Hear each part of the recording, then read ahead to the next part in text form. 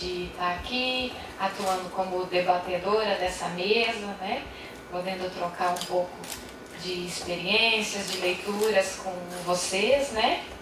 E meu nome é Valquíria, sou formada em letras e concluí meu doutorado, né, em linguística aqui pelo IEL.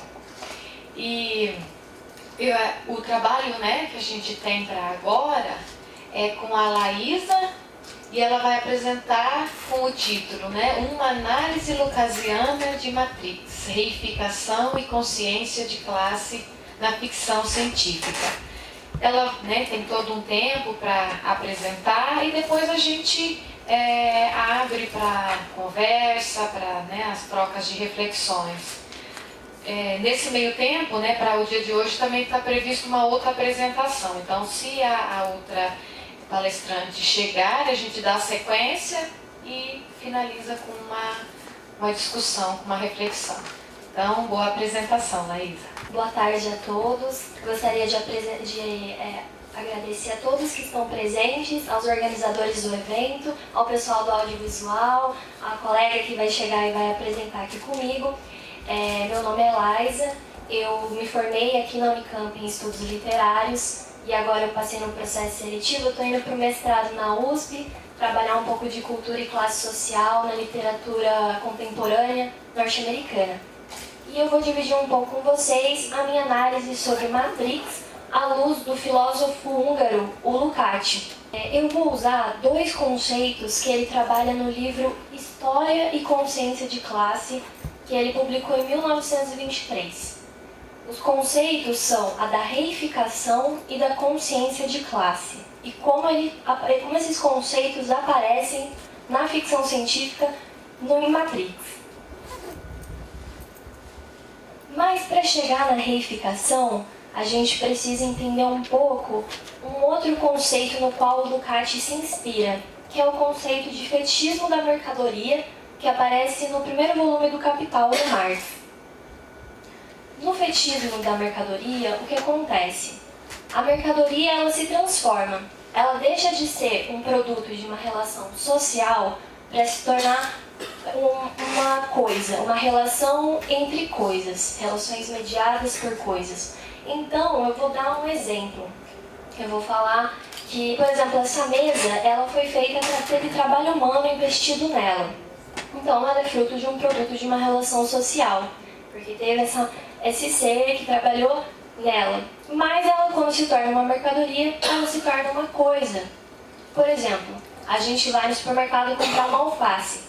Quando a gente está no supermercado, a gente não se questiona, tudo é feito para a gente não se questionar por quem plantou aquela alface, quem transportou. Ela aparece pra gente, essa mercadoria, como uma coisa independente de trabalho humano, como se tivesse vida própria, independente. E o que acontece? Isso faz com que a gente não acabe pensando que muitas vezes quem fez essa mercadoria foi um trabalhador, e muitas vezes explorado, porque a gente vive num sistema que acaba buscando lucro em cima dessa força de trabalho. E aí é muito interessante, porque eu trouxe essa notícia da Zara, que eles terceirizam o trabalho das roupas deles, e teve várias denúncias de trabalhadoras da Turquia, que elas mandavam pedidos de socorro na etiqueta da roupa. Então, o fetichismo da mercadoria faz com que a gente olhe para esse vestido e a gente pense nele como uma coisa, como se ele não tivesse um passado, uma mercadoria. Mas a partir do momento, elas acabaram destruindo esse fetichismo que tinha em volta dessa mercadoria. Porque elas falaram, eu estou sendo explorada, eu fiz esse produto que você vai comprar, mas eu não recebi por isso. E aí a gente percebe que tem um processo de coisificação. Transformou algo fruto do trabalho humano em uma coisa. E aí o Lukács vai trabalhar isso com mais intensidade no conceito de reificação. A reificação, ela é uma coisificação, mas dessa vez, quem foi transformado em coisa não foi só a mercadoria, foi toda a sociedade. A reificação, ela atinge a toda a nossa sociedade, essa sociedade voltada para a produção e consumo de mercadoria. O que acontece na reificação? O Lukács fala que o trabalho ele é extremamente mecanizado, muitas máquinas, racionalizado, fragmentado. Então, o trabalhador, ele passa a não precisar usar a sua subjetividade humana para trabalhar. Ele não precisa dessa essência humana. Ele precisa saber os movimentos repetitivos dele, ele não precisa saber o processo inteiro de como a mercadoria é feita. E a partir disso, o trabalhador, ele se transforma em um apêndice da máquina. Ele está ali para... ele deixa de ter um trabalho de caráter ativo para se transformar numa atividade contemplativa. Ele vai ver a máquina fazendo e ele vai apoiar essa máquina. Nisso, o que acontece? Para existir tudo isso, o trabalhador ele tem que vender a sua força de trabalho. E se ele vende, isso se torna uma mercadoria, mas ele está vendendo a si mesmo, o seu corpo. Então, é uma coisa. E toda a sociedade passa por esse processo, não apenas a classe trabalhadora. Mas, na classe trabalhadora é muito mais intensificado. O que acontece é que quando ele se transforma numa mercadoria, se transforma em uma coisa. Isso acontece em Matrix. Em Matrix, parece que essa nossa sociedade ela é levada ao extremo. A gente vê nesse campo lúdico como eles são reificados. Os seres humanos, no filme, eles são transformados em coisas. Eles são produzidos em massa, um do lado do outro, com o único objetivo de serem alimento para máquinas. Eles são baterias. É muito interessante porque o Neo, antes dele se transformar, tomar consciência. Ele tá no carro, ele tem um rastreador no corpo dele e uma das personagens da Resistência chama ele de bateria. Não chama ele pelo nome, ou chama ele, seja o nome de hacker ou o nome que ele tem antes, chama ele de bateria. E aí o Morfeu, ele vai mostrar, ele vai falar assim, o sistema que você vive é um sistema que te fez nascer preso, a prisão da mente. Você é escravo deles, você é isso daqui. E mostra uma bateria, você é uma coisa. Essa cena aqui. É muito bom perceber que a ficção científica pode trabalhar esse tipo de coisa de uma forma muito lúdica. E é muito interessante também que ele fala, quando eles entram na Matrix, o Morfeu fala pra ele, essas são as pessoas que você tem que libertar, são empresários, advogados, professores, carpinteiros. Eu acho muito interessante como eles escolhem no roteiro enfatizar essas profissões, essa situação do mercado, do trabalho. E aí entra um segundo conceito, que é o conceito da consciência de classe. O Lukács, lá em 1923, ele falava que a forma da sociedade reificada ser superada seria por meio da consciência de classe. A classe trabalhadora, por ela viver de uma forma mais intensificada, essa exploração, essa coisificação, ela tomaria consciência de que ela é uma classe explorada, que os responsáveis, na verdade, é o sistema, e coisa que, por exemplo, outras classes sociais teriam mais dificuldade para perceber porque eles não sofrem tanto. E a partir disso, essa tomada de consciência levaria a uma revolta na prática, uma forma de resistência. E essa revolta teria como objetivo destruir essa coisificação da sociedade e transformar totalmente o sistema, num sistema que tenha menos desigualdade, menos miséria, menos exploração.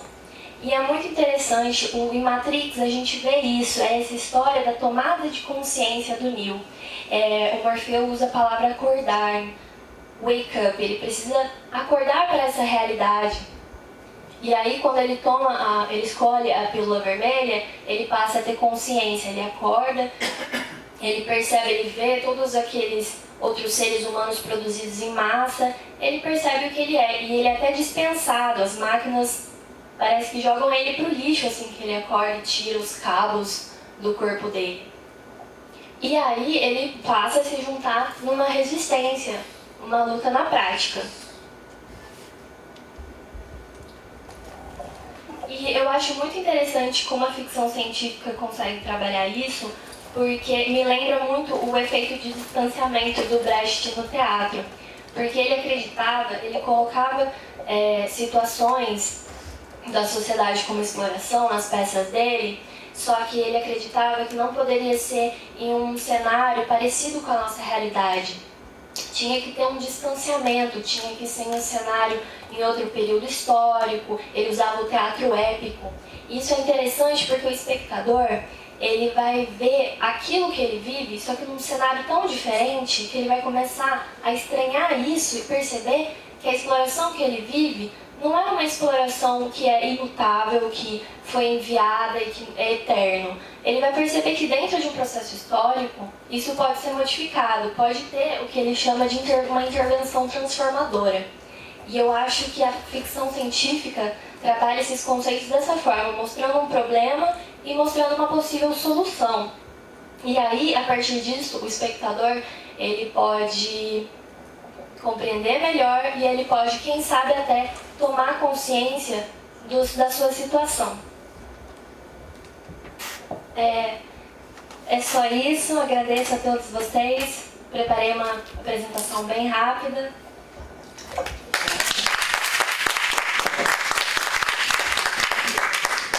Agora a gente passa para as conversas, né? Para os questionamentos. Eu estou voltando aqui a algumas anotações minhas, porque são 20 anos, né, de Matrix, e 99, eu lembro que eu não assisti na época do lançamento, né? Então depois você vai acompanhando esse filme sendo exibido, aí recentemente eu revi, né, o filme, e para dizer assim também, né, que já não entendia muito o que era Matrix, o que significava, né, e assim, continuo com muitas questões, sabe? Mas eu quero dizer então que do ponto de vista, né, do discurso, da teoria do discurso, que é a que eu trabalho desde o mestrado, desde o doutorado, e o Igor, né, a gente faz parte do grupo de pesquisas que tem essa relação, né, com contribuições com a teoria do discurso, com a análise de discurso e com as teorias, né, que vêm, né, do multimeios, enfim. Eu tento olhar assim para o filme num lugar de não apenas uma telespectadora, né? Aprendi assim para qualquer material, né? Digamos audiovisual, mas uma interpretadora, né? Tentar olhar assim desse lugar e produzir uma leitura. Eu acho que quando a gente já produz esse deslocamento, a gente vai olhar, né? Chega já nessa análise que a Laísa, né? Desculpa que eu pronunciei, eu tive um equívoco na pronúncia, mas chega nesse tipo de leitura, né? Que ela fez, porque a gente já avança, né? Não é só telespectadores, só estou vendo, né? Eu quero interpretar. E nessa condição, né, de interpretar, eu vou colocar um pouquinho assim do que eu observei no filme, né? É uma leitura inicial, em meio a da Laísa e outras possíveis, né, que a gente vai abrir para as nossas reflexões. Mas é um filme de 1999, comemora 20 anos, mas depois que eu terminei de vê-lo, eu falei, esse filme foi produzido ontem, né? Olha a atualidade, né? Assim, é um filme que traz atualidades, porque eu coloquei assim, em todo o filme você consegue observando uma relação, eu coloquei desajeitada, entre homem e máquina. Em 99, isso foi assim, exposto, né, nas telonas. E isso foi perdurando, e hoje em dia, pelo menos, né, na condição de, vamos dizer assim, do homem, né, a mulher, o humano, essa relação desajeitada, ela se mantém, né, com a máquina, com a tecnologia, com o virtual.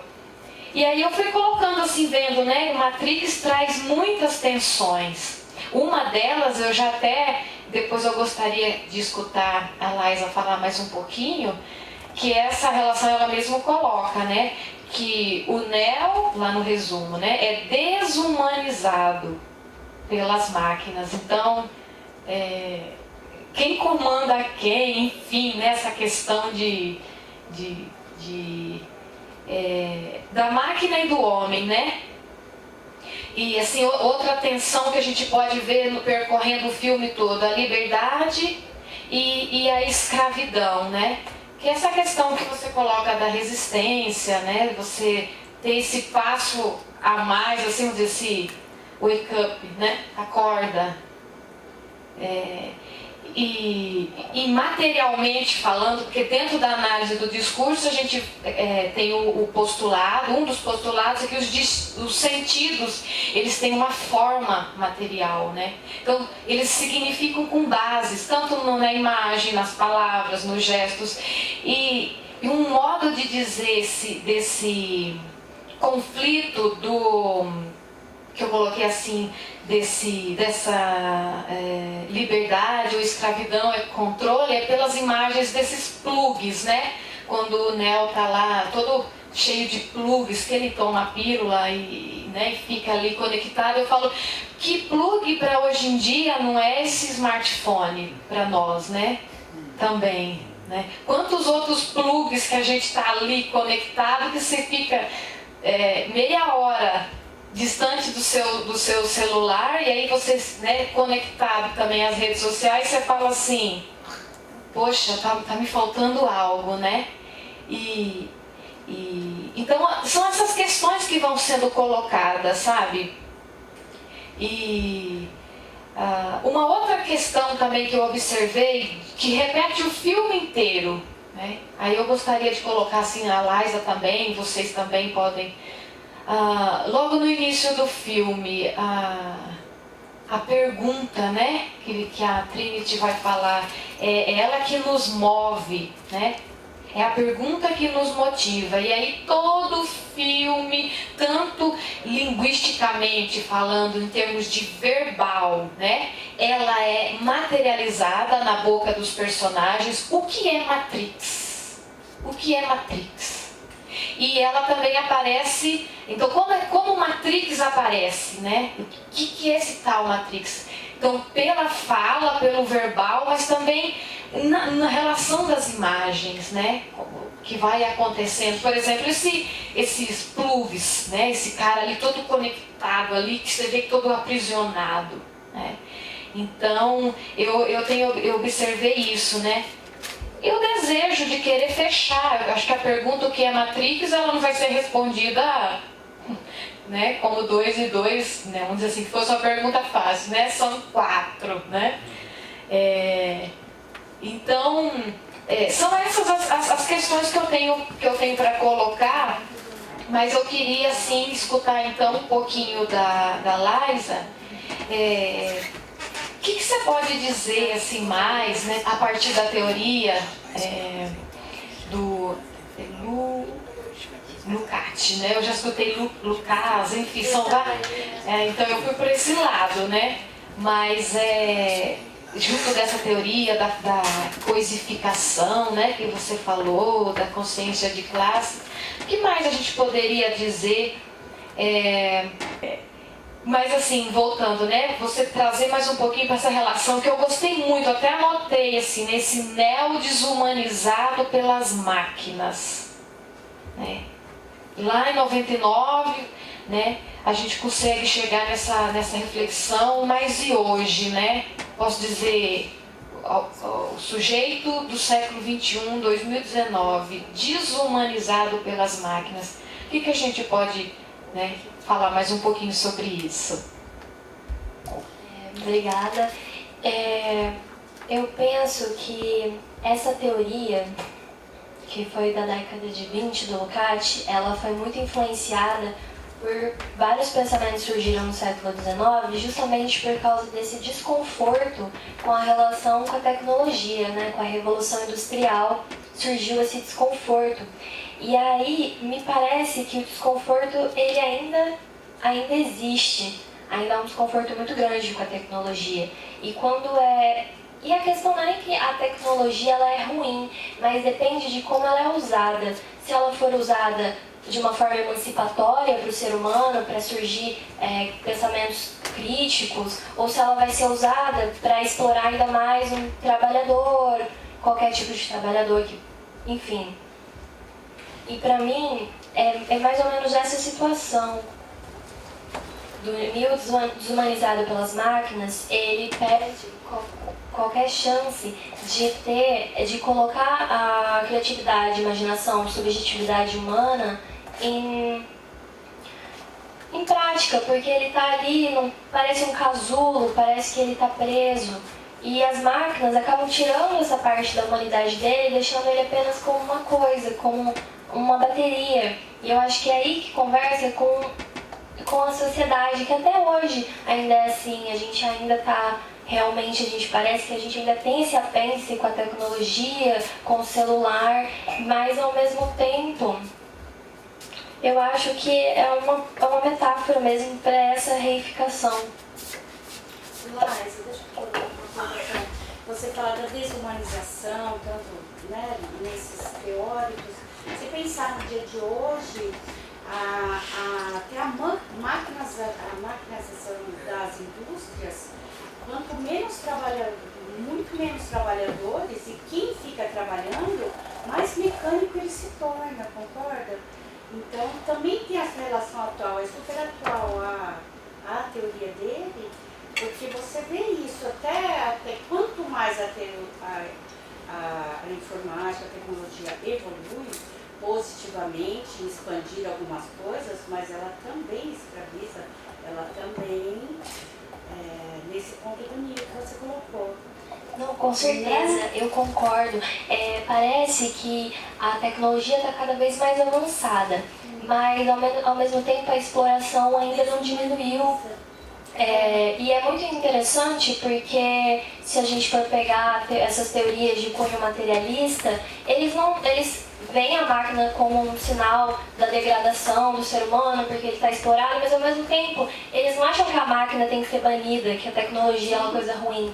Eles veem que o uso, principalmente o uso dentro de uma sociedade capitalista, ela acaba trazendo essa tecnologia para continuar perpetuando uma exploração e não uma emancipação, porque numa sociedade, não sei se ideal é a palavra certa, mas numa sociedade futura, a questão poderia ser que a tecnologia ela iria nos poupar de certos tipos de trabalho. E aí nós teríamos mais tempo para, por exemplo, lazer, claro, mas também para o trabalho complexo, para o incentivo à ciência, para a arte. É mais ou menos isso. Parece que o problema talvez não seja a máquina, é como a máquina que ela está causando no ser humano, se ela está emancipando ou se ela está continuando, se ela vai continuar a explorar esse ser humano. Vou fazer só um pequeno parênteses aqui antes da minha pergunta, né? Só para complementar o que eu estava falando dessa ideia de 99, né? Parece que é hoje, né, que fizeram o filme. Não só na questão conceitual, né, que aborda uma sociedade que ainda está vigente nas mesmas questões, mas na tecnologia do próprio filme, né? Você olha como que o filme foi feito, você não fala que foi feito em 99, né? Parece que é uma coisa fantástica, né? E eu faço até uma ponte disso com a minha pergunta, né? Como que essa questão, né, da tecnologia que vai nos prendendo a um consumismo de, vamos dizer assim, de um upgrade, né? Eu vejo Matrix assim, depois teve a continuação, né, mas que também faz o upgrade da própria Matrix, mas pensando nesse mesmo filme, né, que a Matrix fez um upgrade naquele momento que ele fala que os agentes Smith lá eles reconfiguraram, né, tem a falha da Matrix, e aí eles reconfiguram, vai entrar no elevador, virou uma parede, eles reconfiguram toda a Matrix, então eles estão o tempo inteiro alterando os dados, né, e a minha questão é nessa ponte, né, que a gente pode fazer aí com... Parou aqui, não voltou. Essa ponte que a gente faz com a questão do consumismo, né, o quanto que a gente, tipo, a gente compra um iPhone agora, daqui uma semana lança um modelo novo, a gente tem que comprar um modelo novo. A gente está no Facebook, aparece lá para você fazer a atualização para o novo Facebook. A gente não fica no Facebook que a gente vai lá e atualiza. E é o tempo inteiro atualizando. Aí o celular para de funcionar porque não tem mais memória. aí a gente tem que pegar e atualizar para um celular novo, porque senão eu não vou usar o aplicativo, eu não volto para o anterior que funcionava. Eu quero sempre o novo. E aí eu vi essa ideia até inclusive da própria Matrix ali, né, no filme, que eles, tanto o sistema que atualiza, né, o tempo todo, quanto eles também que são obrigados o tempo inteiro, você viu? Ele colocou lá, não colocou só para ele lutar jiu-jitsu, colocou mais isso, mais aquilo, aí a opção lá era o helicóptero, ele tira lá e pede para colocar um upgrade para pilotar, né? Então esse consumismo, que o Lucas fala muito disso, né? Essa coisa da gente querer sempre trocar os produtos, né? Tem um jogo com a questão do capitalismo na época que ele falou dos automóveis, de coisas dessas pessoas que trocam os produtos, a televisão da casa que ele fala, né? Que saiu a televisão com controle remoto sem fios, quem tinha a TV que ficava a dois passos do sofá, que é só você esticar o braço e mudar, mas você vai comprar a de controle remoto, que nem precisa do controle remoto, mas você vai comprar porque é um upgrade, né? E como lidar então com essa ideia do ser humano se está se tornando vamos dizer assim, né, a coisificação, né, do ser humano, o ser humano se tornando uma coisa, e essa coisa que precisa estar em constante upgrade. A gente busca pelo lucro, né? Tem que continuar mantendo isso. E tem algum teórico, eu não vou lembrar o nome, mas ele chega a falar isso. Ele fala que eles vão cada vez mais inventar mais coisas para continuar esse consumo. É muito engraçado porque daí colocaram uma foto para exemplificar que no supermercado tinha a maionese e ketchup, e aí tinha um novo lançamento que era maionese e ketchup junto. E é para mostrar que às vezes eles vão inventar coisas. Esse upgrade, essa atualização repetitiva é só para continuar mantendo isso rodando. Principalmente na tecnologia, a gente vê bastante isso. Não há muita diferença entre um iPhone 8 e um iPhone 9. Ele tem diferenças, mas são tão pequenas, parece que é mais para continuar esse ciclo mesmo do consumo e do lucro, né? E tem um jogo que eu vi muito da relação que New significa novo, né? É verdade. New, ele é o novo profeta, vamos dizer assim, o novo Jesus Cristo que vai salvar a humanidade, mas ao mesmo tempo ele é uma representação desse novo que tem que estar sempre atualizando, né? Ele é o sexto. Tem vários outros. Ele é o iPhone 6. E aí o arquiteto fala que ele está aperfeiçoando. Que todos eles já estavam esperando, tem que ter esse, como é que eles chamam? Essa espera de já sabe que vai ter o novo, né? Não, as anomalias. São anomalias do sistema, porque assim, é a ideia de você prever absolutamente tudo ao máximo para que não haja a imprevisibilidade. Então você tem que prever o imprevisível. Né? Então o New já estava combinado de que ele apareceria, porque é inevitável. O sistema não seria possível, talvez se não tivesse a potencialidade do... Eu vi uma propaganda na Black Friday dizendo: não compre o iPhone. Vai sair um novo ano que vem, nós vamos fazer uma nova Black Friday. Era propaganda do iPhone agora, falando para não comprar ele, porque já tem um novo para ser lançado ano que vem. Não, isso é uma estratégia bem inteligente, ou seja, eles oferecem de hoje e já te ganham pro próximo. Foi negando, mas te envolvendo com dois, em vez de um. É um recurso da propaganda. Esses exemplos, os exemplos que o Igor deu ali sobre eu já esqueci a palavra, mas quando conectou as lutas e depois a questão da... o upgrade e do helicóptero, né? Porque assim, você vê, eu tinha colocado no início lá que fica uma questão, querendo entender o que é Matrix, o que é Matrix, ela controla, a gente quer se descontrolar dela, quer dizer, se desconectar, mas essa ideia, para mim, eu insisto, desse plug, né, dessa questão da conexão, é muito forte, porque na hora que eu vi, né, essas cenas, aí você retoma elas, né, fala, poxa, mas não é, no caso, a resistência, eu estou querendo sair desse círculo, e aí eu vou ali, remeto a algo que faz sentido, né, com essa ideia de estar relacionado, né, a esse sistema informatizado aí de dados, a gente acaba até produzindo um sentido de identificação, né? Às vezes você fala assim, poxa, eu também quero sair, dar uma, né? E você vê ali tão enredado, fala, qual é a saída, né? É o círculo mesmo, né? O que eu vou fazer Do fora, consumo, do que... Se a identidade era a da Matrix, fora do Que vida, né? No final desse filme ele vai falar isso aqui, né? Eu anotei falas do filme inteiro. São Ótimo. uma linguista, né? São 4 páginas de anotações. Então, assim, até os minutos e tudo. E reli de novo. E aí, lá no final, né? Ele fala, parece, eu não me lembro agora, né? Falha no sistema, né? E aí ele vai dizer assim, um mundo onde tudo é possível.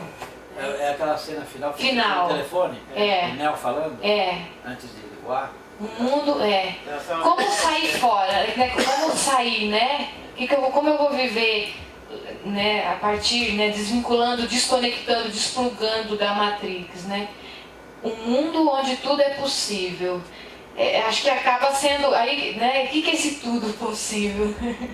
Eu acho que essa é a magia do Matrix, porque ela lançou literalmente essa farpa em todo mundo que você vai até onde você, tudo é possível. Né? Será que somos realmente só nós? Se há uma outra Matrix, um multiverso, várias realidades, o que é o real, né? Eu penso que essa cena final, eu vejo dessa forma. É exatamente isso, é lançar para o espectador, fazer ele pensar se realmente é só aquela realidade em que ele existe, ou estamos com o outro, sabe? O que é o tudo? Tudo vai, né? Tudo vai até onde a sua imaginação levar, até onde o seu pensamento levar. E esse tudo possível, né? Porque você fala assim, vou resistir, né? Então não quero ter acesso. Vou, né? Pensando para hoje. Eu fico pensando, vou abandonar meu smartphone, acabar com minhas contas nas redes sociais, vou, enfim, né?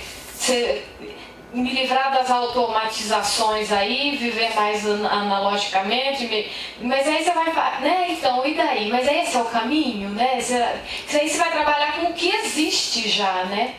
Então eu acho que deixa essas reflexões, assim, uma pulguinha, né, pra gente... Eu acho que Matrix vai mostrar exatamente isso, em como há muito mais do que esse ser humano coisificado. Ele pode ser muito mais, ele pode ser até capaz de causar essa intervenção transformadora no que existe ao redor dele. Eu também. A gente não pode esquecer que Matrix não é só uma questão tecnológica, né? É uma questão filosófica. Que estão tentando toda hora ter essa questão aparecendo, né? Você falou alto. Por isso que quando você falou que anotou tudo, eu acho que esse filme, para poder começar a se pensar, tem que ocupar ele e pegar algumas frases chave, umas frases importantes. Por exemplo, tem um bloco de conceitos filosóficos na iniciação ao Neo, né? O Morfeu, naquela hora que ele oferece a pílula, né? Faz ele passar por todas as experiências, visões, o que estava rolando, é uma iniciação que ele está tendo ali. Ali é um bloco de conceitos. Aí aparece um outro bloco de conceitos no Arquiteto, no segundo filme.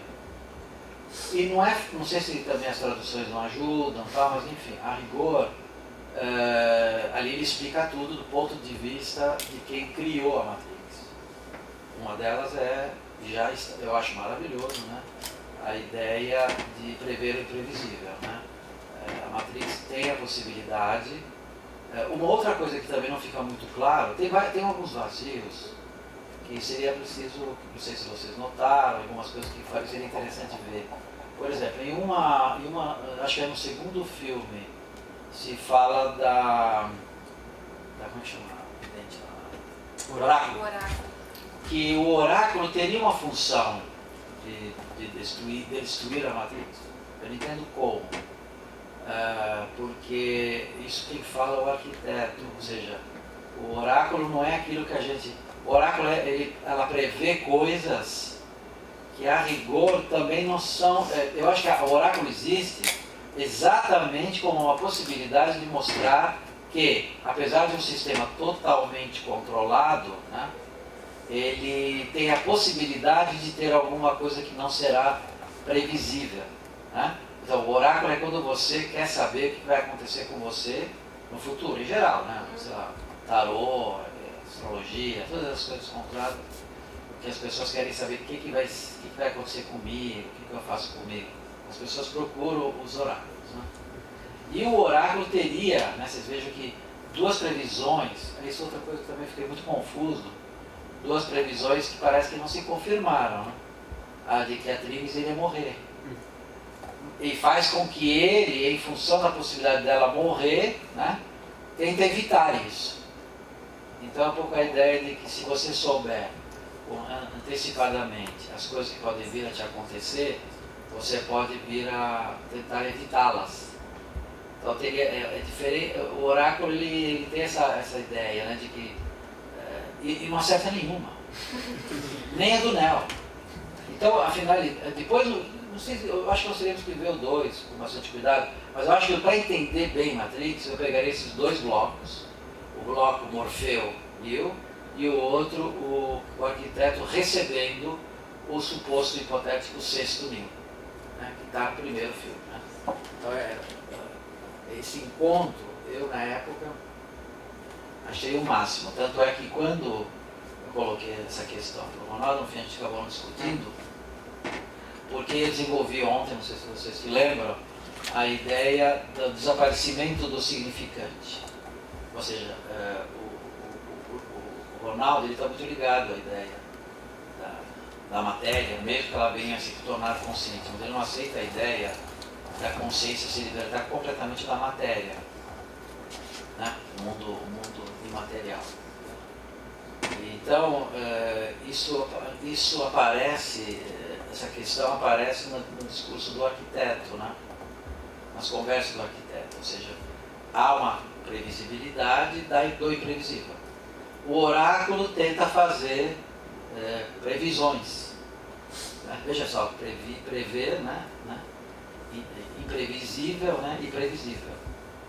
Então, está na categoria do prever. Não é possível prever, outro não é possível prever.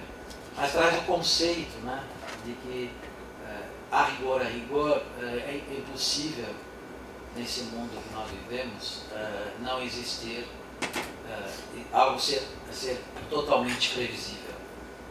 Né? Veja um significado profundo do que quer dizer totalmente previsível. Algumas pessoas diriam, puxa, uma coisa totalmente previsível, antecipadamente, não tem valor nenhum. Porque tem o interessante a gente não saber. O interessante é não ter a previsibilidade. Isso é humano, a possibilidade também da gente se reinventar diante da imprevisibilidade, da suposta previsibilidade. Né? Quer dizer, é importante o imprevisível. Ele é rico, porque você tem que fazer uma série de adaptações. E outra coisa, é um sistema aberto, e não um sistema fechado. E a rigor dentro das teorias da física diz que não existe sistema fechado, perfeito, não existe. Todo sistema, ele não é fechado. Ele é aberto em algum ponto, ou seja, ele não se conclui, ele não se veta totalmente da interatividade com o contexto, né, que pode mudar os sistemas. Né? Então, essa parte eu acho que é a parte mais rica, porque se a gente começar a desconsiderar toda aquela bateria de lutas, é para vender, é bonito, sem dúvida alguma, uma garotada gostou de ver, alguns até se resolveram imitar, né, começaram a matar os colegas, vestindo aquelas capas pretas, pegando umas armas e atacando outros colégios, até hoje. Né? Então, de alguma maneira, é para vender, eu acho, mas por trás tem algumas ideias interessantes a serem pensadas. Por exemplo, a questão do plug, né? Quando eles estão naquele berço orgânico lá, o Neil, o Anderson, ele é desligado, ele é desconectado, né? Ele é desconectado da Matrix. Hoje o Ronaldo falou uma coisa que eu não tinha percebido. Aqueles seres todos adultos que estão ali, as crianças, adultos plugados como bateria, eles têm um sonífero, alguma substância psicoativa, alguma coisa assim, que faz com que eles sonhem. Então, será que aquela multidão que aparece andando para cima e para baixo são as pessoas sonhando que estão em Matrix e não são apenas baterias? Ou seja, elas não poderiam perceber em algum momento que são baterias, que são inúteis, simplesmente são apenas corpos servindo da energia própria, né? E já não tem mais, né? Porque essas figuras... Não fica muito claro também a reprodutibilidade dos corpos, né? Eu não sei se você se lembra, eu estou colocando várias perguntas, só para provocar. Uma delas é quando se fala lá na nave, um deles lá se fala assim, mas eu e meu irmão, acho que são os dois programadores, eu e meu irmão nascemos naturais, né? Do relacionamento tradicional sexual, né? Nós não temos nós não nascemos plugados, não somos daquela tribo que está lá, né? Nós nascemos naturais, né? Que é o caso de Zion, né? É totalmente natural, todo mundo se reproduz naturalmente. E o resto lá em cima, tem vazios, tem alguns espaços lá que não tem muita clareza. Então, ou eu adormeci em alguns pedaços, mas eu já li mais de 70 e me parece ainda alguns buracos. Mas eu acho que é da natureza das ficções. Em algum momento eles são ilógicos, tem uns buracos, tem uns vazios ali que não se completam nas relações de causa e efeito, né? Então estou colocando tudo isso para provocar essa reflexão. Se vocês têm alguma coisa que vocês perceberam, né? Essa questão do oráculo, né? Porque o arquiteto fala do oráculo como parte do sistema necessário. E aí fiquei me perguntando, então, afinal de contas, o que é o oráculo? Ele prevê coisas dentro da imprevisibilidade potencial, ele representa a imprevisibilidade potencial, essa coisa de prever, tanto para Trines como para o Neo, certas coisas que não aconteceram, é interessante porque deixou eles com certas dúvidas. Não entrar nessa ideia de que está tudo sob controle. Talvez porque se nós tivéssemos todas as ideias de que está tudo sob controle, a gente talvez não tivesse uma motivação para viver nesse lugar. Então não sei o que vocês acham dessas questões, se vocês pensaram, se passou pela cabeça de vocês. O Igor, se tem alguma ideia mais clara sobre o oráculo, né? Como uma parte. Ele tem parte funcional, operativa, né? E o oráculo aparece como algo que é operativo, ele funciona com uma finalidade. Ele foi previsto para ser um oráculo, mas um oráculo necessariamente que não prevê. Que prevê não corretamente. Bom, cara, o oráculo poderia entrar como se ele instigasse a um livre-arbítrio? Porque o arquiteto, ele é binário, né? Ele tem um perfeito, tentou várias vezes, ou ele é certo, ou ele não é. Ele é previsível. E o oráculo seria, ela vai instigar o Neil, ou instigar quem estiver ali para tomar a escolha. A escolha é sua, ou você salva o Morfeu, ou você salva você, ou você salva Trinity ou não, ou escolhe o amor ou a guerra, né? É dessa forma? Eu acho que é bem interessante essa sua possibilidade, né? Porque o livre-arbítrio, porque é uma coisa, porque a impressão que dá é que Matrix é altamente controlada. Eu acho que o oráculo sendo mais ou menos, sei lá, um ser maior, um Deus. Esse oráculo tem uma coisa divertidíssima, que ela lembra alguns terapeutas. Tem alguns terapeutas que não recebem o cliente dentro de um consultório, né?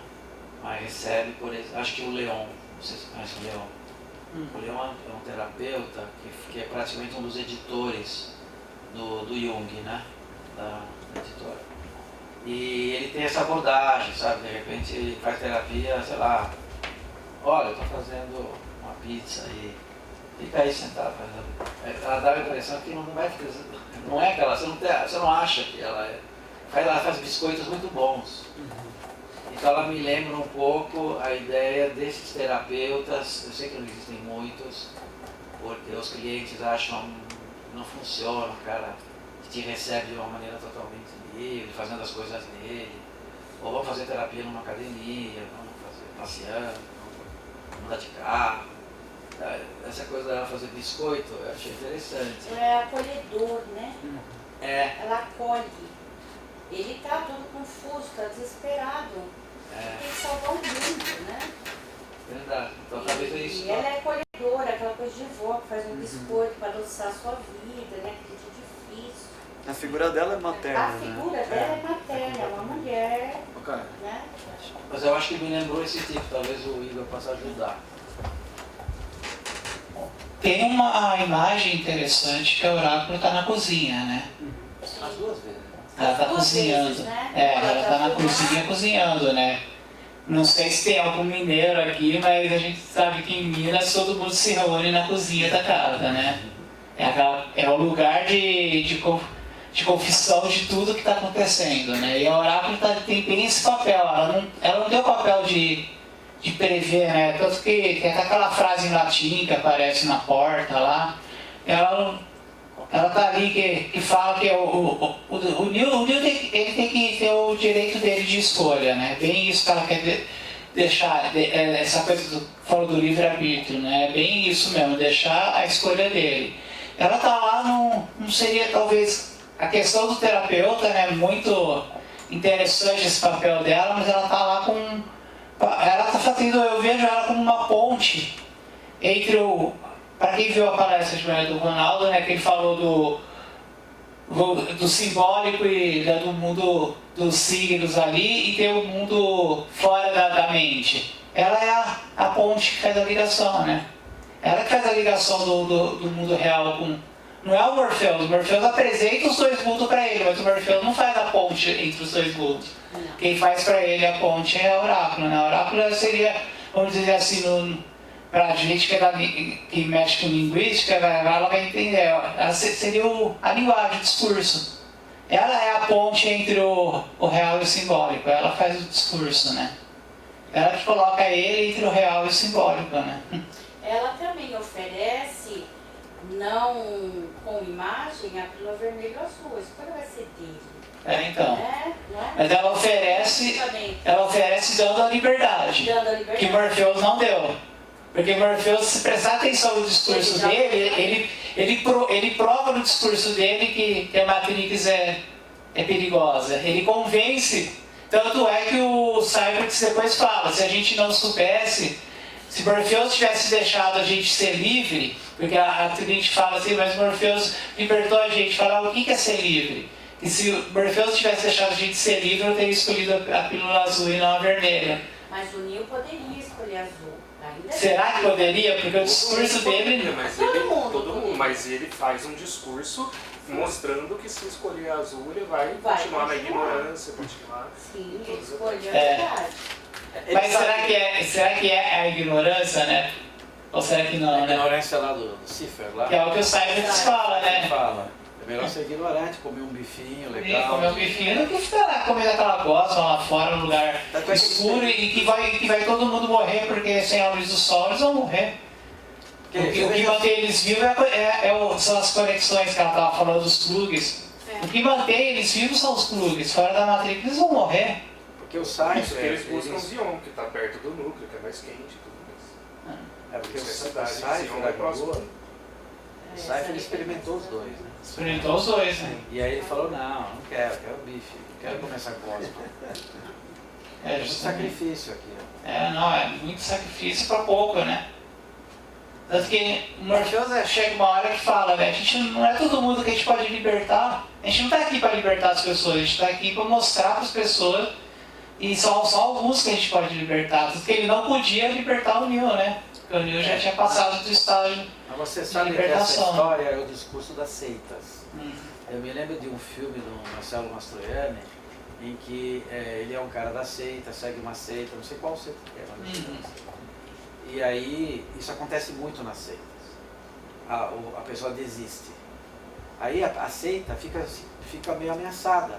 Como é possível existir fora da seita? É. Então eles resolvem mandar uma equipe para matar o cara. Uhum. Para ele não dar o exemplo de que é possível viver sem a seita.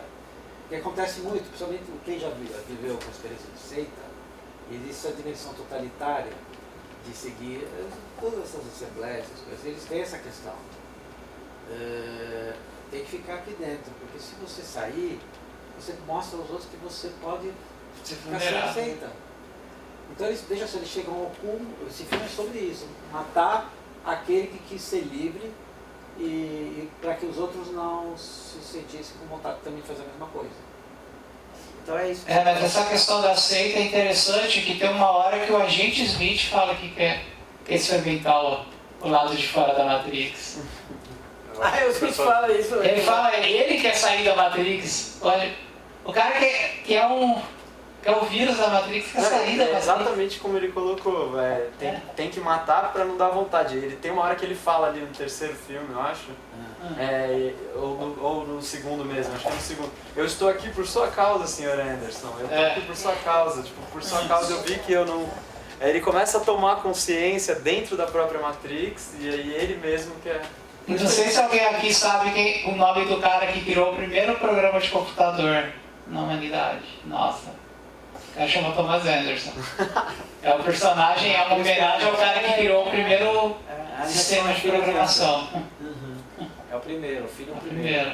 Então, tem essa brincadeira de ele ser o novo, porque o cara que criou o sistema de programação, ele decidiu, né, o que ia ter no sistema de programação. O Neo pode decidir, né, o que vai ter, porque ele pode controlar a Matrix. Ele é o único que consegue. Então esses detalhes que você acabou de levantar que são interessantes da gente decupar, para poder entender melhor para fazer esse seminário sobre Matrix. Eu acho que deveria ter sido uma alta dose de análise fílmica, decupando, e a partir daí, né, que a gente se lembra. Eu tive que ver várias vezes, mesmo vendo várias vezes, eu não me lembro desse detalhe, mas agora que você falou, eu lembrei. E é muito interessante. O cara que é um agente de defesa da Matrix, deve ser legal essa história de ser Morfeu, né? Isso é muito interessante, isso é rico, porque coloca um pouco as questões da condição humana. Porque esse filme que está envolvido nessa história, o que a gente faz? A gente segue essa Matrix perfeita, a sexta Matrix vai se aperfeiçoando e chega ao cúmulo de prever essas anomalias, de controlar as anomalias, né? Controlar o déjà vu, né? Não ter mais déjà vu. Então, essas coisas são interessantes, porque eu acho que a riqueza da reflexão em Matrix são esses detalhezinhos. Por exemplo, os biscoitos do oráculo, né? O que tem no biscoito?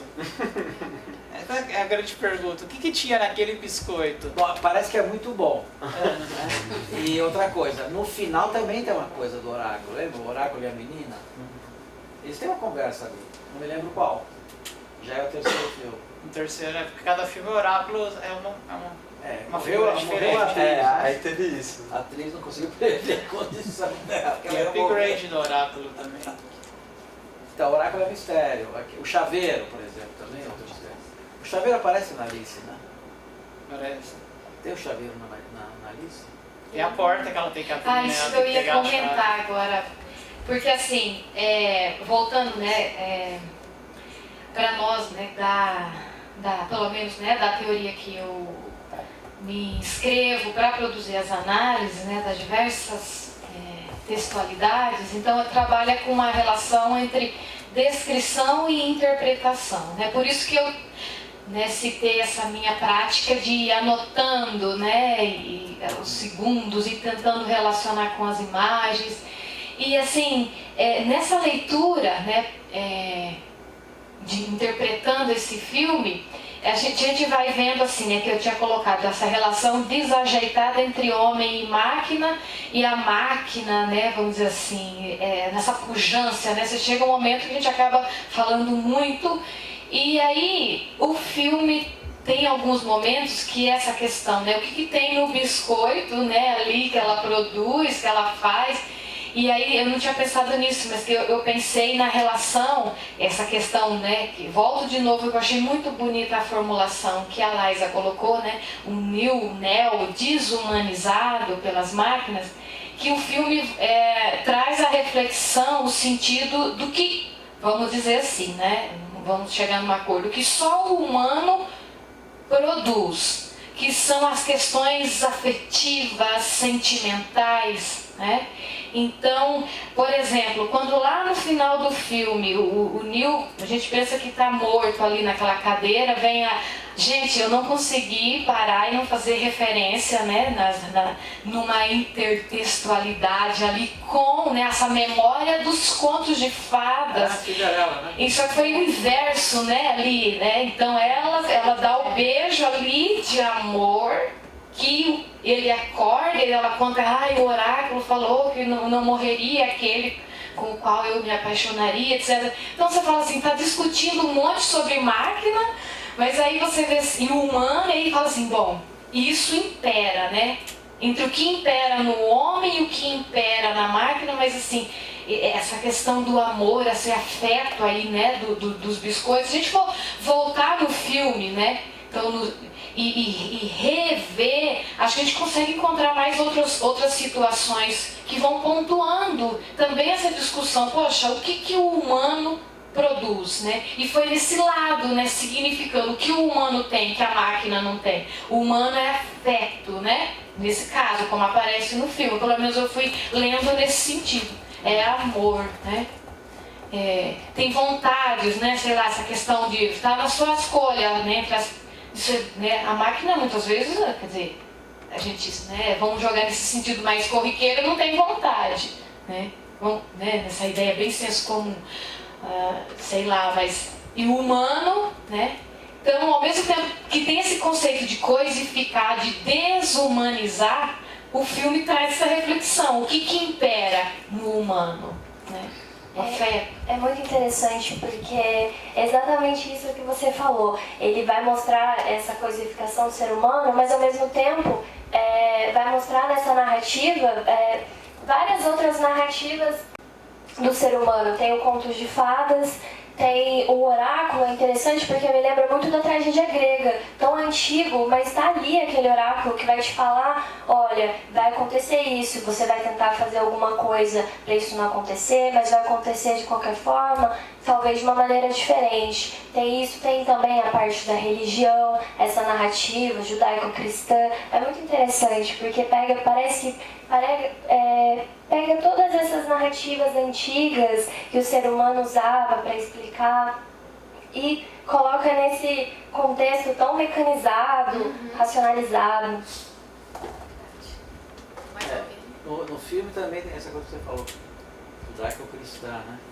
Tem citações à Bíblia, o próprio Neil, ele diz em algumas análises que eu li, que ela, Trinity, é a Maria Madalena, que acompanha tudo, ela não parece, claro, a mãe dele, né? A não ser talvez uma certa maternidade no oráculo, mas essa coisa do final, que ele é sacrificado, só que no caso ele fica cego, mas ele enfrenta, quer dizer, eu não sei o que vai acontecer, não sei se vai ter uma continuação, se vai ser uma volta para o início, né? Não vai ser para o final, vai ser para o início, né? Então, mas ali como é que termina? Ele enfrenta a Matrix, ele acaba com a Matrix, Zion vence a batalha, né? Todos eles vão sair lá debaixo da caverna e vão voltar àquele lugar do deserto do real, né? O que sobrou lá não sobrou nada. E a Matrix eles não querem saber, eles destruíram a Matrix, né? Então é interessante porque porque de uma maneira a gente cairia, né? Por que esses dois irmãos ou irmãs acabaram caindo em arquétipos? Talvez porque foi intencional, essa coisa do beijo, né? intencional ou é mais um dos arquétipos? Também uma ideia do que, isso que você acabou de falar, é uma ideia do que nós temos do que é ser humano. Então o ser humano ele é livre, o ser humano ele tem escolhas. E isso no nível do ponto de vista do Marx, não tem tanta opção assim. Quer dizer, um operário massacrado pelo seu baixo salário, né? Ele vai nascer operário e morrer operário, não sei que ele ganha a loteria. E hoje todo mundo fala, bom, eu não vou ganhar, nunca vou ficar milionário do jeito de ser um simples professor. Né? Mas a gente vai lá e faz, né? faz a fezinha, né? Ideia de que você pode virar milionário. Então é um pouco as determinantes sociais, né? Que o Marx já apresentava, né? A exploração do homem pelo homem. E de repente não há possibilidade da classe operária se libertar. Ela tem que continuar a trabalhar com pouco salário e viver do mínimo, só comendo e morando e no máximo. Não vê a possibilidade de fazer férias, de se divertir, de comprar roupa nova. Isso não pode existir como um desejo de querer ser outra classe social. Né? A ideia é cristalizar a classe social. Mas ao mesmo tempo parece que é ideal, que é muito esperado que essas quebras elas existam, né? Tanto que você trouxe a questão do arquiteto dizer que o Neo é o sexto, por exemplo, e que isso acontece, que ele está tentando prever um jeito, não sei o quê. Isso me lembrou muito a questão do Neo, um discurso de um ativista norte-americano, Mário Sávio, na época, numa das grandes frentes de luta contra, o poder do chefe, assim, o levante de trabalhadores, né? Ele diz assim, isso em 1964, nós temos que colocar nossos corpos acima das máquinas e os nossos chefes têm que entender que se a gente não for livre, elas não podem funcionar. Isso me lembrou muito Matrix num ponto que, na parte da bateria que você coloca mesmo, que nesse ponto é literal de fato, mas aí a gente fazendo essa alusão, né, não dá para funcionar se não houver bateria. Então o Neo ele toma consciência, né, aí ele vai sendo aquele Messias todo, mas isso é importante para que as pessoas vejam o sistema de fora, os outros que estão lá fora já entendam isso de uma forma melhor, tem que ver na figura dele e tal, para que o sistema continue funcionando, porque ele não vai funcionar exatamente igual o tempo todo.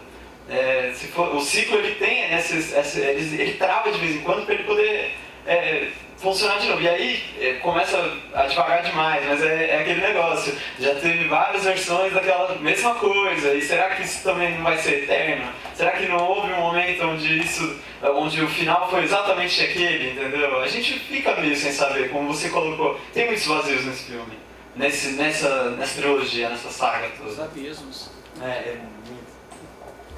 E uma coisa que agora me ocorreu, me lembro de em design, né? Na área de econometria, né? Tinha uma pesquisadora que ela pesquisou o tamanho das pás, do cabo da pá, cabo da picareta, e realmente eles eram mal desenhados intencionalmente para que a pessoa trabalhasse, eles não se gastaria dinheiro em fazer um cabo um pouco mais alto, desse 10 centímetros que ela tinha calculado, reduziria a possibilidade da pessoa perder a coluna vertebral, se arrebentar todo. Mas no nível dos custos, a ideia é que sim, é melhor que eles se arrebentem, né? Em termos de aposentadoria, ou que seja, vá para doença, morre e tal. Em termos de custo, compensa você não usar esses 10 centímetros no cabo. É pouca ideia de você manter os operários presos, ou pela saúde, né? Ou por não ter condições de ser eterno, né? Ter que morrer mais cedo, ou ter que morrer mais tarde, com o máximo de lucro para a empresa, né? Então é um pouco esse nível também que é colocado no filme, né? Quer dizer, aqueles caras lá que estão todos lá no berçário são pilhas. E é mais ou menos esse pensamento da classe operária. Não interessa como inteligência, não interessa que a classe operária faça arte, interessa que a classe operária só trabalhe, a mão de obra, né? Esse é o pensamento do Capital nos seus primórdios mais vorazes. A ideia é essa, né? Quer dizer, hoje aparece aqui no Capital possibilidades monetárias, que é bom para todos, né? O que é bom para o superávit vai ser bom para todos. Mas existe um modelo totalitário em Matrix, né? Um modelo totalitário. Quer dizer, aquelas pessoas ali não tiveram opção, elas estão sendo usadas com seus corpos. Assim como as milhões de pessoas que foram colocadas dentro das câmeras de gás, para que elas só fossem que eles perdessem as suas contas bancárias. É o mesmo raciocínio, né? O nazismo precisava de capital para poder comprar armamentos, produzir mais armamentos, mais tecnologia do exército, né? E de onde é que eles iam tirar dinheiro? Dos judeus. Os judeus tradicionalmente são conhecidos como aqueles que sempre têm dinheiro, guardam bem o dinheiro, né? E nem se fala em aplicação, mas em dinheiro guardado. Né? Então a ideia dele é matar os donos das contas, tomar conta dos bancos e tirar para si. Né? Eles eram mortos, todos eram mortos.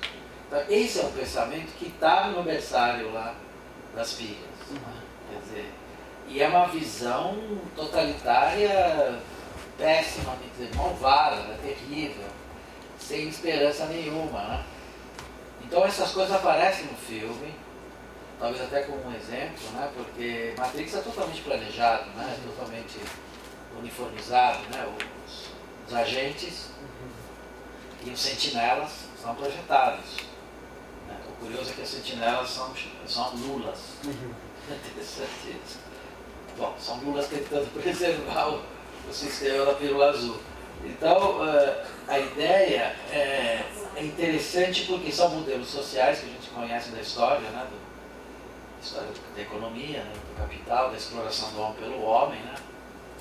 E, enfim, é por isso que eu falo, o Matrix ele teria que ser analisado. Não sei se tem algumas teses já realizadas, algumas teses foram realizadas, você acha? Deve ter, sempre tem algum aluno que pesquisou, porque aí teria que entrar dentro. Você faz literatura?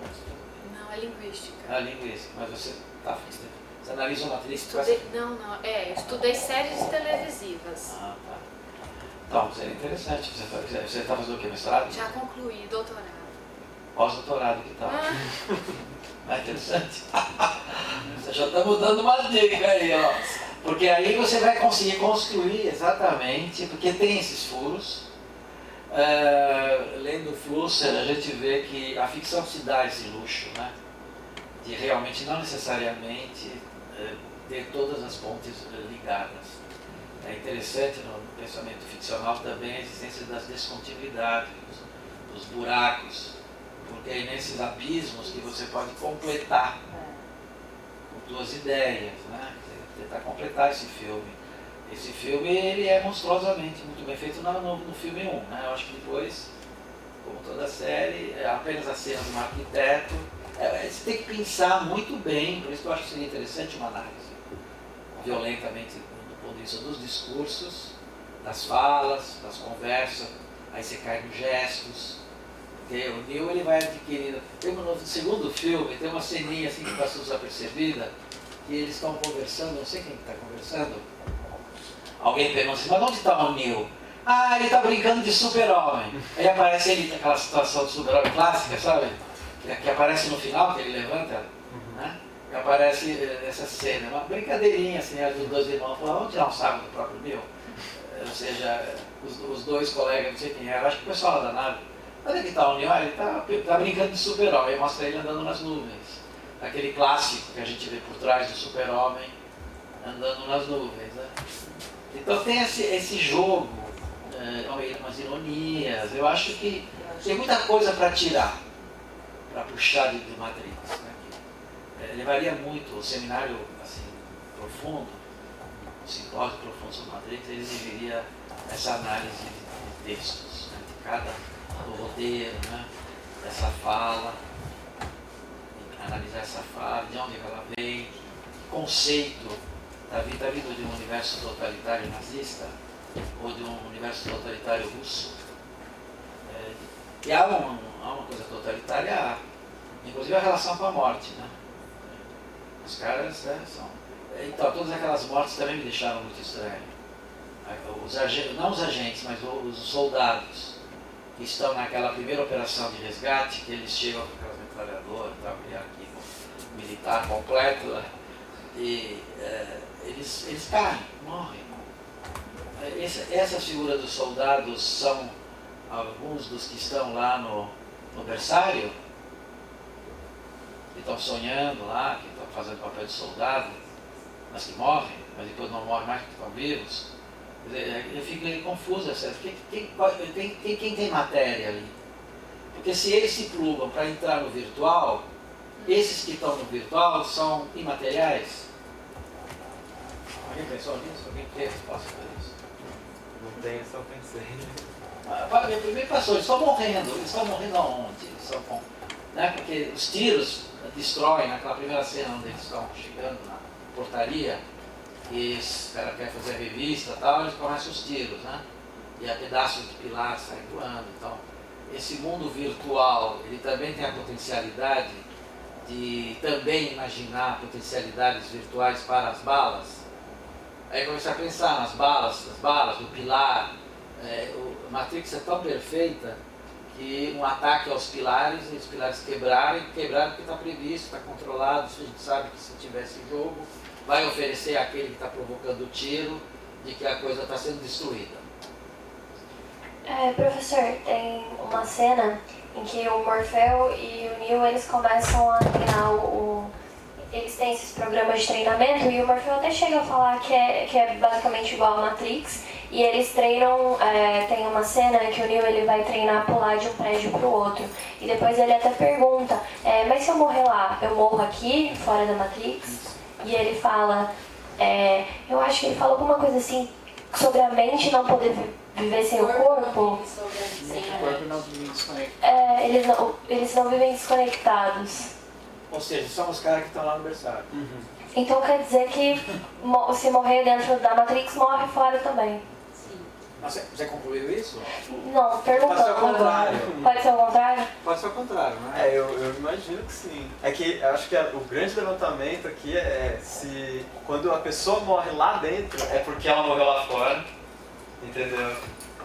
Essa é uma dúvida que paira mesmo. Mas que tem essa relação. Porque a hora que o Cyphex mata quem tá lá fora morre lá dentro. Exatamente. Mas quem morre lá dentro morre lá fora também, porque a menina tava tiro lá dentro e começa a sangrar lá fora, né?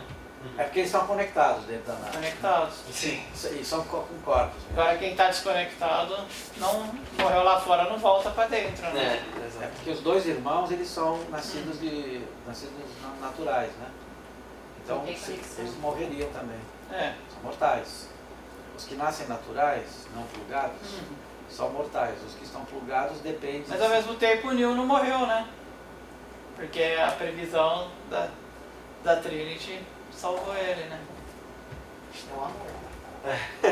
Não, salvou, ele ficou cego e a gente não sabe... Não, porque a Trinity dá um beijo nele e ele volta a viver. Mas e depois? Ela vive... Não, mas depois ele ficou cego porque não precisa, né? Não precisa enxergar.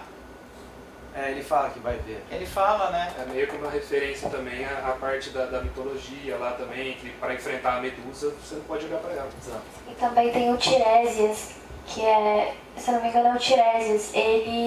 Por ele ser cego, ele consegue ver o que ninguém mais consegue ver. Ele consegue ver a verdade, etc. Tem bastante na mitologia grega. No primeiro filme, quando o Neo acorda, depois de passar por aquele trauma de ter sido tirado da Matrix, ele pergunta para o Morfeu, por que meus olhos morrem? Ele fala, porque você nunca usou. Então ele está usando pela primeira vez, ele está tendo a oportunidade de enxergar as coisas pela primeira vez. E aí queria até aproveitar que chegou aqui em mim, fazer uma provocaçãozinha um pouco maior. Não uma provocação, mas assim, colocar uma outra coisa. Vocês falaram que fica falhas, fica brechas, né? Eu entendo que a Matrix, o filme Matrix, nesse quesito, pelo menos, para mim, na minha realidade, ele exerce a função de um oráculo. Porque é o que o Morfeu fala, até aproveitando que vocês falaram sobre o oráculo. O oráculo fala o que a gente quer ouvir. Ele fala o que você precisa ouvir. Então, essas brechas, essas falhas, na minha realidade, permite que o filme faça sentido de uma maneira. na sua de outra, na sua de outra, no outro de outra. Se a gente buscar uma resposta pronta para tudo, a gente vai estar buscando o conforto de uma matrix, que tem previsão para tudo. E é o desconforto que ele gera. É essa discussão que está tendo. 20 anos depois, está falando sobre o filme. Então, se viesse tudo assim, arredondadinho, arrematadinho, eu acho que não teria essa possibilidade. E até falando também sobre a questão do oráculo, a frase que o Igor citou, acho que é conhece a ti mesmo, né? Que está em latim na sala dela. Então é uma provocação. Ela vai falar o que quiser ouvir, mas com a possibilidade de você desenvolver o seu potencial. Não de você ficar amarrado naquilo que esperam de você. Então, o que eu penso, tanto na questão do oráculo, quanto nessa... A parte da ficção tem que deixar aberturas para poder se fazer continuações. Por exemplo, tá? Só para uma... até hoje, ontem e hoje está me suscitando a vontade de ver o 2 e o 3 de novo. Porque o 1 eu já vi mais de 10 vezes. Mais de 20, acho. Porque é o que eu acho legal. Mas para mim, o 1, na hora que aparece falha no sistema, acabou. Para mim, eu acho que está respondido ali as coisas que me tiram, que me trazem desconforto. Mas aí ontem e hoje foram colocadas algumas questões do filme 2 e do filme 3 que falaram, talvez agora, hoje, eu veja de uma maneira diferente. Faça mais sentido. Mas para mim, acabou. Mas ficam brechas que permitem uma continuação até para movimentar o mercado, por exemplo. Então, eu acho Você está falando que essas supostos abismos, descontinuidades, foram previsíveis. Feita. Entendi. Pela explicação sua, é bom que tenha essas descontinuidades, essas coisas inexplicáveis, porque aí foram previstas essas descontinuidades. Sim. Ou foi simplesmente porque você monta um roteiro e você não resolve todas as questões. E até porque se resolvesse tudo, talvez para você fosse um filme maravilhoso, resolveu tudo. Para mim, falasse assim, nossa, eu estava esperando um outro desfecho, não foi legal. Então eles atingem mais pessoas, porque eu interpreto de acordo com a minha bagagem, de acordo com a minha realidade, e cada um vai interpretando de acordo com a sua. Igual você falou, já viu mais de 70 vezes. A cada vez que a gente vê tem uma frase, tem uma cena diferente que naquele momento da nossa vida vai tocar de uma maneira. Você vai prestar uma atenção maior, você vai dar um significado diferente. Então acho que até para pegar a massa... E o fato de fazer parte de uma palestra aqui, sim, me obrigou a revê-lo, ter na memória algumas coisas. Né? Então eu precisava desenvolver o que eu queria desenvolver, o que eu posso desenvolver sobre o Matrix, né? O que me encantou em Matrix. O que me encantou no Matrix foi aquilo que eu tentei desenvolver aqui, que é a autoconsciência dos signos. Não que os irmãos tenham resolvido fazer isso. Eu acho que despertou a ideia e o Ronaldo também não levou adiante quando eu dei essa provocação na hora do almoço, porque aí a mulher dele falou, mas essa é a questão que nós estamos tendo em casa. A questão de que o Ronaldo não consegue imaginar a consciência não conectada ao corpo. Que é uma das coisas que eu acabei chegando à conclusão, e não é de hoje, Beto. Cada vez que passo por aqui, eu me lembro dessa ideia de que a redução do significante, através da tecnologia, quer dizer, o elemento material, né? A desmaterialização progressiva daquilo que é o signo, não apareceu ainda nas teorias de Peirce essa questão. E alguém poderia dizer, você não pode mexer no dogma, você não pode mexer no axioma. Você não pode dizer que... Mas hoje em dia eu tive uma descoberta. Quando eu falei pro Ronaldo, não esqueça da frase clássica. O significado de um signo é outro signo. Então, o processo da significação gera outro signo. É da natureza do processo da significação, o significado de um signo é outro signo, é para gerar semioses. Foi aí que eu descobri a solução. Já dava faz tempo que eu estava tentando encontrar. Como é que você pode romper a estrutura física do signo? O signo tem um corpo físico e tem um corpo imaterial que é o significado. Ele precisa ter um casulo de apoio. E quando você tira isso, eu terminei a palestra falando, vocês conseguem imaginar a ideia de só existir a totalidade da significação? E a totalidade da significação significa que você supera a fragmentação do signo. Porque o signo é fruto da nossa natureza fragmentada. Tanto é que quando o Ronaldo hoje perguntou, ele falou assim, ei, Bocardo, você que sabe, eu fiquei quieto, vocês repararam? Eu fiquei quieto. Ele falou, qual é o conceito de signo? O conceito de signo vem de uma palavra latim, que é signum. Da palavra grega, seknon, que também quer dizer pedaço.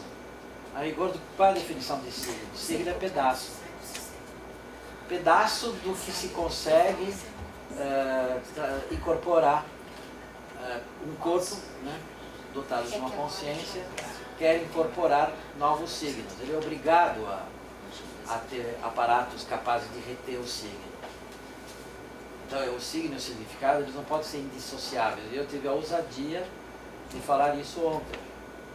Ninguém tentou me rechaçar, mas é que eu fiquei encantado com a própria ideia, que é uma potencialidade, a ideia do significado na sua plenitude. É praticamente o que ele não aceita, porque aí a gente entraria no caminho da espiritualidade. O espírito não precisa mais do corpo. Se o corpo morre, o espírito não morre. Tem essa ideia de que o espírito é eterno? Que nós somos eternos? Nós podemos trocar de corpo, aí vem o Adilson, né, com as teses de reencarnação, todas aquelas coisas que ele falou, pode ser, não tem nada a ver diretamente com Matrix, mas poderiam servir para explicações, né? Como é impossível a consciência não ter o corpo. Ele chegou no final e falou isso, mas se o corpo morre, a consciência morre também. Porque é uma questão filosófica, espiritual, religiosa. Posso tirar uma última duvidazinha? É que você colocou uma coisa... Nós estamos com o tempo corrido, mas a gente vai parar depois pro coffee, aí a gente... Não, tá acabando o tempo? Já. Tá acabando. Rende, né, as análises, né, as reflexões. Então eu quero agradecer mais uma vez, né, esse convite para estar aqui mediando essas relações, essas interpretações. Agradecer, né, a Laisa que fez a comunicação dela, né, todas as contribuições de vocês. Então a gente finaliza essa mesa e acho que vai ter uma outra, né, uma outra sessão. Muito obrigada.